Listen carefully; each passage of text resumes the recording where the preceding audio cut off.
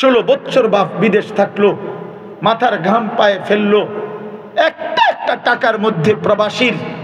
আরে মিয়া, আমি তো প্রতি বছর হজ উমরায় গেলে, সেই 2015 সাল থেকে হজ উমরায় গেলেই প্রবাসীদের রুমে রুমে যাই। অনেক প্রবাসীদের সাথে তো আমার গভীর সম্পর্ক। এই যে আমার এই মাসে ফ্লাইট 24 তারিখ ইনশাআল্লাহ, উমরার ফ্লাইট। তো এরকম সব সময় তো প্রবাসীদের কামরায় কামরায় যাই। আহা, কষ্টের কি জিন্দিগি! সন্তানরা যদি দেখতা বাপ, তোমার বাপের কি কষ্ট। 12 ঘন্টা 14 ঘন্টা ডিউটি কইরা এই মানুষটা এরপরে হোটেলের বা নিচে রুমে আইসা আবার কাপড় ধোয়, নিজের রান্না নিজে করে, নিজের বাজার নিজে করে, একটা সমান জায়গার মধ্যে কোনো রকম ঘুমায়। অনেক প্রবাসী আমারে বলে যে হুজুর, মাঝে মাঝে মনটা চায় মাটির শুয়ে তাই, আর পাওটা চলে না, এতক্ষণ পরিশ্রম করে যে আবার হোটেলের দিকে যাবো, রুমের দিকে মনটা চায় না। বউ নাই, কেউ এক গ্লাস পানি আইনা দিবে, একটা মেয়ে নাই, একটা বাচ্চারে কদ্দুর আদর করবার। আমি বিশ্বাস করেন প্রতিদিন রাতের 3টা, 3:30, 2:30 গড়ে তো আমি এর আগে বাসায় যাই না। আমার ছোট মেয়ে 3.5 বছর বয়স, কসম খোদার, এই মেয়েটা যতক্ষণ আমি না যাই সজাগ, আমি গেলে ওই দরজা খোলে, ওরা বুঝে, ওর মার সাথে ওই দৌড়াই আসে দরজা গেটের কাছে। তো ও যখন হাসে আমার কাছে মনে হয় যেন সারা পৃথিবী হাসে। আমার কোলের বাচ্চা যখন হাসে, তাহলে এই প্রবাসী আজ 16 বছর 18 বছর। এক ভাই এবারও আমার দেখা হয়েছে জেদ্দাতে, 32 বছর ধরে বেটা জিদ্দায় থাকে। এই লোকটার আর জীবনের সুখ আহ্লাদ কই? সে তো তার জিন্দিগির পুরাটা যৌবন এই বউ বাচ্চার জন্য, কয়টা পয়সা রোজগারের জন্য কাটায় দিছে। সেই প্রবাসীর রক্তের টাকা, ঘামের টাকায় যদি তুমি সন্তান দিন রাত উলঙ্গ ছবি দেখো, এই বেচারার এই মেহনতের এটাই হক? বলো বাপ, আমার হাত জোর করে বলো। তোমরা যারা প্রবাসীর ছেলে, তোমাদের কাছে বলি, বলো বাপ, প্রবাসীদের উদ্যোগ আছে এখানে, তাদের টাকা নিশ্চয়ই এখানে আছে। আমি অনুরোধ করলাম, কেমনে তুমি বাবার এত বড় বেইজ্জতি করলা, মায়ের দুধের এত বড় বেইজ্জতি কেমনে করলা? একটা সেজদা দেয় না, দিন রাত নারী ছবি, অশ্লীল দৃশ্য, এই চুলের পেখম, শরীর, নিজের দেহের চর্চা, শরীর নিয়ে ব্যস্ত, শরীর নিয়ে। কোন জালেম টিকে না। 54 বছরের জালেম 40 বছর ধরে বাশার আল আসাদ সিরিয়ায় একটানা 40 বছর ক্ষমতা আঁকড়ায় ছিল। 5 লক্ষ ইমানদার মুসলমান শহীদ করছে এই বেঈমানের শুধু ক্ষমতার জন্য। হাজার হাজার নারীকে ধর্ষণ, ব্যভিচার, নির্যাতন করে জেলখানার অন্ধকারে আটকায় রাখছে। বাচ্চাটা মায়ের কোলে করে যে জেলখানায় ঢুকছে, 16 বছর 17 বছর হয়ে গেছে জেলখানার ভিতরে, আর কোনোদিন পৃথিবীর আলো দেখে নাই। এমন সন্তানও সিরিয়ার কারাগারে ছিল যে আর কোনোদিন পৃথিবীর আলো দেখে নাই। কিন্তু এই সমস্ত জুলুম অত্যাচারের পরেও শেষ পর্যন্ত গত 8ই ডিসেম্বর 24 সালের ওই বাশার আল আসাদ নামের জালেম পলাইছে। আমরার বুবু যেমনে পলাইছে,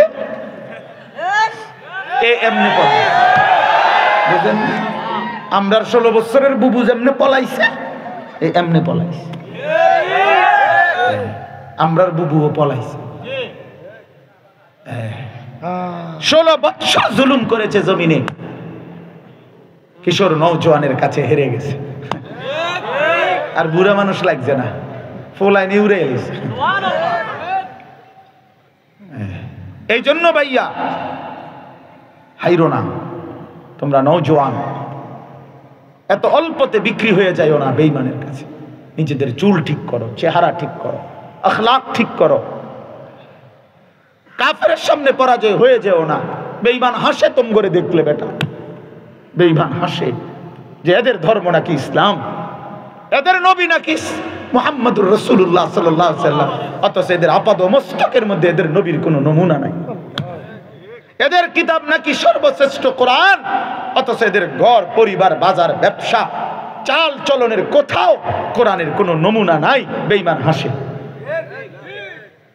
বেঈমান হাসে, বেঈমান আমাদেরকে দেখে হাসে। ভাই প্রিয় বন্ধু আমার, আমি সব সময় বলি বাপ, কাফের বেঈমানদের মতো যত রকমেই নিজেকে সাজাও, মনে রাখো আব্বা তোমার পরিচয় আড়াল করতে পারতা না। তোমার ভোটার আইডি কার্ডে লেখা আছে তোমার ধর্ম ইসলাম, তোমার জন্ম নিবন্ধন লেখা আছে ধর্ম ইসলাম, তোমার পাসপোর্ট পাঞ্চ করলেই এয়ারপোর্টে ইমিগ্রেশনে দিলেই তোমার নামে আসবে তুমি তোমার ধর্ম ইসলাম, আসবে না? তুমি এটা আড়াল করবা কেমনে? ফ্যান মাথার দিয়ে লাইলো কেমনে আড়াল করবা? আড়াল এটা এই পরিচয় আড়াল করবেন কেমনে?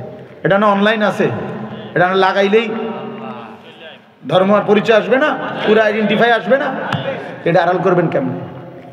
তো কি লাভ হইলো সাজ্জা? তুমি তো নিজেকে মুসলমান থেকে আড়াল করতে পারবা না। কাজে মুসলমান হয়ে মরলেই তো ভালো, মুসলমান হয়ে বাঁচলেই তো ভালো। কারণ যেই পরিচয় আমি আড়াল করতে পারবো না আর আড়াল করতে চাইও না, আমি কেন করব? আমি আড়াল ইসলাম বাদ দিয়ে আমি কাকে ধরবো?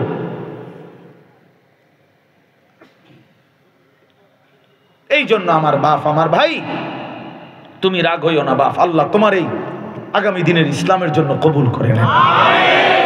কিন্তু বলার উদ্দেশ্য তো একজনকে না, সবাইকে, সবাইকে ভাইয়া নিজেদের পরিচয় নষ্ট করো না, আত্মপরিচয় নষ্ট করা ঠিক না।